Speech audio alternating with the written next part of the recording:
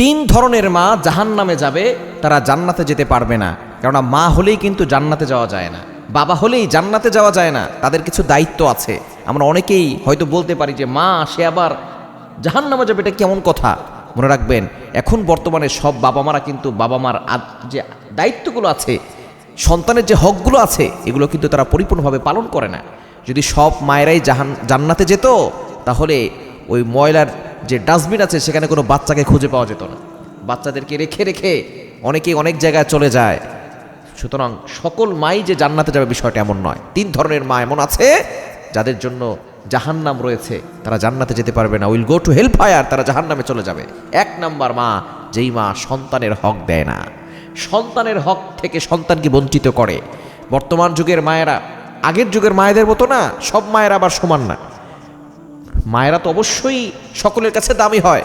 মায়ের পায়ের নিচে সন্তানের জান্নাত হয়, সন্তানের বেহেশত আল্লাহ পাক রব্বুল আলামিন দিয়ে দিয়েছেন।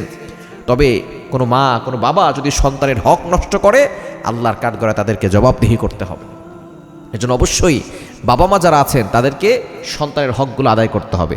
দ্বিতীয় নাম্বার হচ্ছে, যেই মা সন্তানের ভিতরে ভেদাভেদ সৃষ্টি করে, একজনকে ভালো চোখে দেখে আর একজনকে খারাপ চোখে দেখে। যার টাকা পয়সা বেশি তাকে বেশি মূল্যায়ন করে এবং তার সন্তানদেরকে বেশি ভালোবাসে, এবং যার টাকা পয়সা কম তাকে মূল্যায়ন করে না, তাকে দাম দিতে চায় না, তাকে তার সন্তানদেরকে ভালোবাসে না, তাদের সাথে খারাপ ব্যবহার করে, বাজে ব্যবহার করে।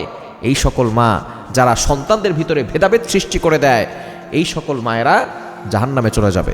এবং তিন নাম্বার হচ্ছে, যেই মায়েরা ভাই বোনের ভিতরে সম্পর্ক বিচ্ছেদ ঘটায়। ভাইকে যখন বিয়ে দেয় তখন সাথে সাথে যখন নতুন বউ আসে, তখন এই ভাইয়ের ভিতরে যে সংসারের কথাগুলো সব তার মেয়ের কাছে বলে। এদিক দিয়ে মেয়ে মায়ের পক্ষ নিয়ে কথা বলে, যার কারণে দেখা যাচ্ছে ভাই বোনের ভিতরে সম্পর্ক বিচ্ছেদ হয়ে যায়।